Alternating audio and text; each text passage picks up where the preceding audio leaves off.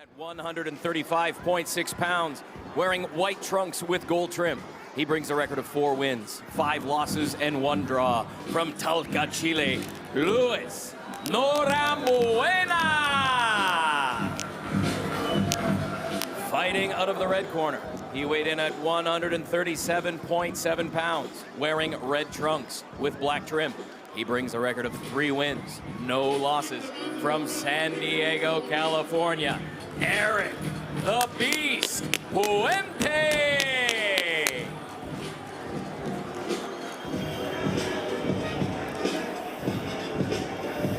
It's good to be back, Christina. Thank you so much. Happy to have you. Did great last week. All right, let's see what these guys got. 4 rounds in the lightweight division. Norambuena in the white trunks and Eric Puente in the black and red trunks.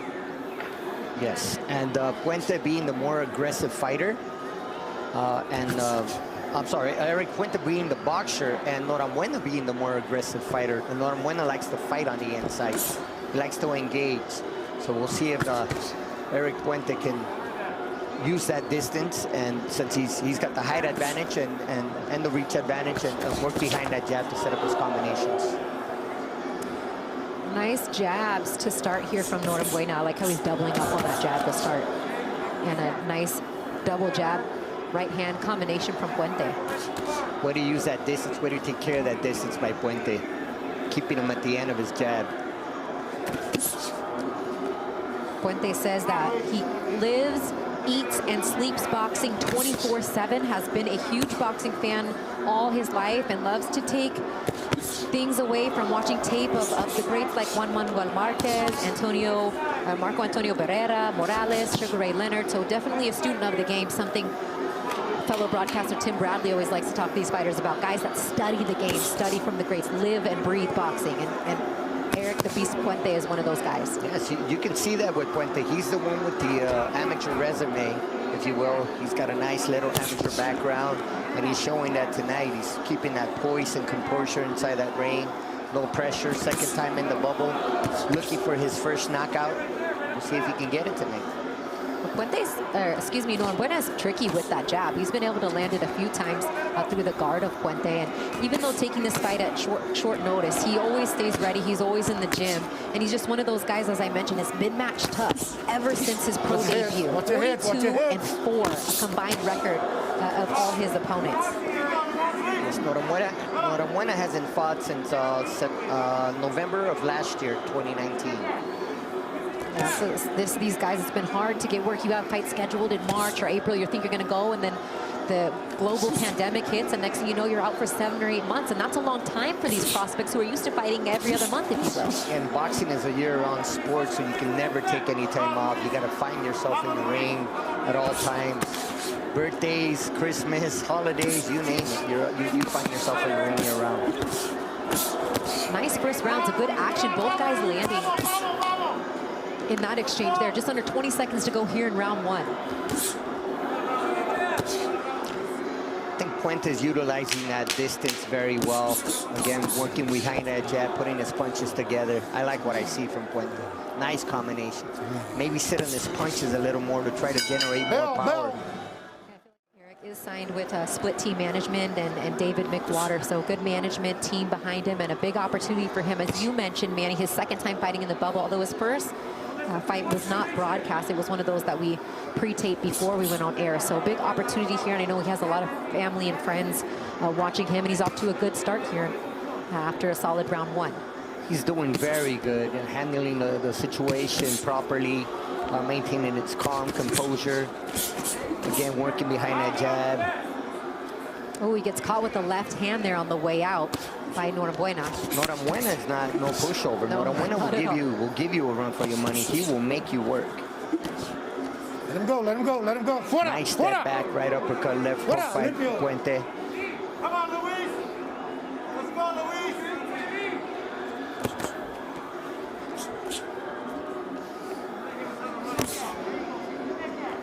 Puente's got to keep that jab out there. He's got to continue to jab, double jab. Maybe work on his feints and catch Norambuena stepping in. Especially because Norambuena is throwing a lot of these shots a little bit wide, looping. If Puente can use a feint and try to time him, he may be able to get a crisp, short punch on the inside around these looping hooks of Norambuena. That's correct.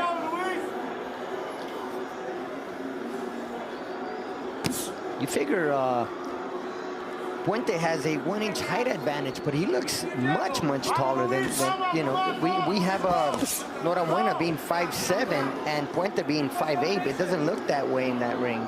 I think also the way Luis Norambuena is a little bit got that crouch, like hunched over style, rounded. His shoulders and his back even makes him look a little bit shorter. Correct. There we go again with Puente landing some nice combinations to the body, finishing up on top to the head. And establishing the jab. Here we go once again. Maybe he's getting another inch or so with that hair, with those braids. He's got good ring generalship by Puente. Yeah, he's doing a nice job. Does not look like he's only had 3 professional fights in there. Absolutely not. He doesn't look like a 4-round fighter. Very good pacing by him as well.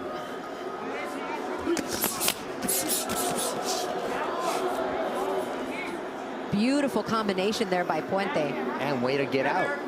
Step in, release your combination, step back out, step and turn. And not allow your opponent to catch you. And he's slipping those hooks, yeah. Hit and not get hit is the name of the game, and that's exactly what Puente is doing at this moment in time.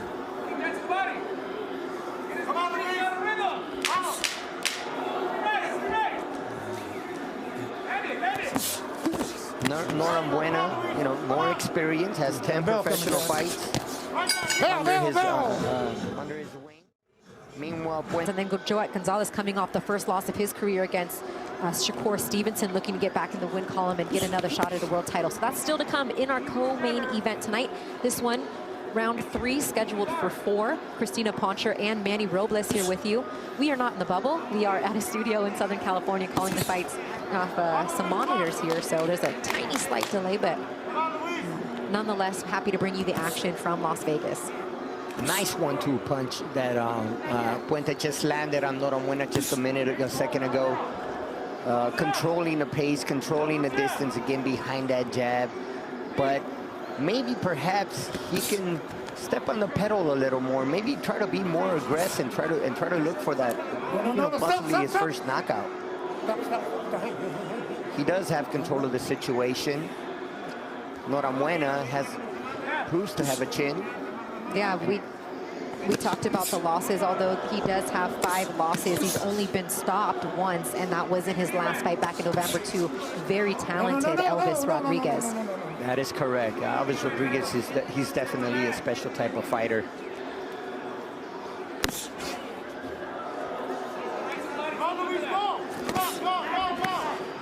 Good jab again by Puente. Nice uppercut.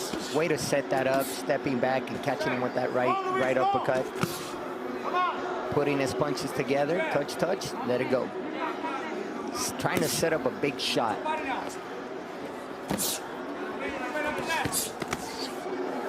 Not every punch has to be a power punch. You want to set up your opponent. A nice body shot. He's doing a good job too, getting out of that distance, getting right out of that range, and then coming back to attack, even if it's just with a single jab. That is correct. Showing some poise, showing experience. I believe that amateur experience that he's had is helping him reach this level. Well, and the sparring that you're getting at the Robert Garcia Boxing Academy. I was talking to Robert's son, Junior Pita, as we call him. He said that he got in some good sparring with Brian Lua, with Hector Tanajera, with Neno, with Luis Coria. I mean, that's great work in the gym, in sparring. I'll tell you what, with all due respect to Norambuena, when your sparring partners are better than your opponent, what can stop you? You come into a fight knowing that you're prepared well, knowing that you had great sparring, and that gives you that confidence to come into a fight such as this one and know that you can dominate, knowing that you had great sparring in the gym. Yeah, the only thing that, you know, you got to think about is Norambuena taking this fight at last minute. Not a lot of time to prepare for your opponent. Some of that unknown, so you always got to, like you said, he probably could step on it a little bit more, but at the same time, I feel like doing a fine job putting his punches together and getting out of danger. Great job by Puente. And just as I said in the last round, Robert Garcia really telling him to go out there and push the fight, press the fight. But don't get careless. But don't get careless, exactly. And ask him, you know, that's a sign of experience in that corner with Robert Garcia asking Puente, how did you feel his power? Did you feel his power? That's also important too, for your fighters to be honest with you and tell you, hey, this guy can crack. But you know what? I'm good. You know, I can go through his punches. Then you can go ahead and press on the action. Yeah, I definitely like when I'm listening to the corner and I hear the trainer ask the fighter a question too, or try to warrant a response out of them too, not just giving direction the whole time, but having some communications. I think it's tangled up here a little bit, and a little bit of a wrestling match breaking out here in round 4. Norambuena getting a little bit desperate, knowing at this point he needs a knockout to win this fight, likely. I guess he's listening to instructions in the corner. You got to go out there and go for broke if you want to win this fight. And that's probably why, and Robert knowing that too with the experience and the great trainer that he is, telling his fighter, be careful, because he's going to go out there and go for it all. Nice way to set up that jab. Let him go, let him go. Again, taking control of the situation. Holding, it's okay to hold. Why not? It's part of boxing. Way to break out of that. Work your way out of that situation.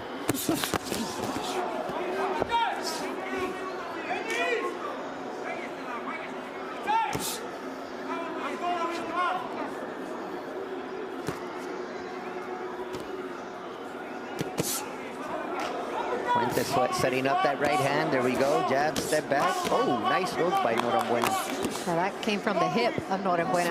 Puente did not see that punch coming. Fortunately for him, not a lot of steam on that punch. Just a minute left to go. And again, gets caught with the right hand. Some of those things, you don't want to have any lapses of defense, even though you have the fight under control. Against a stronger puncher, granted, Norambuena has no knockouts. Those are punches that in a close fight can change things. Definitely.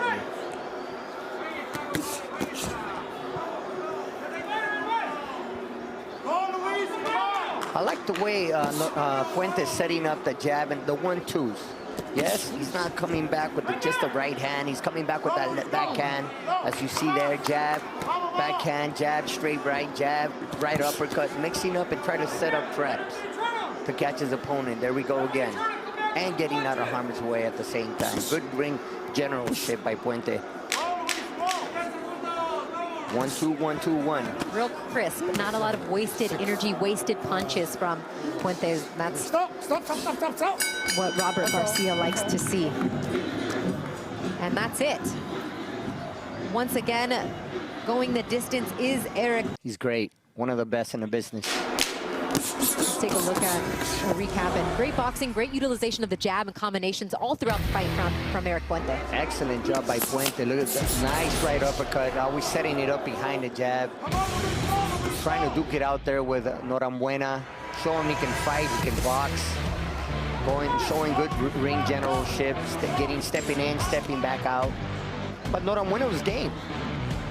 Ladies and gentlemen, after 4 rounds here inside the MGM Grand, we go to the judges' scorecards for the official decision. Steve Weisfeld has the bout 39-37.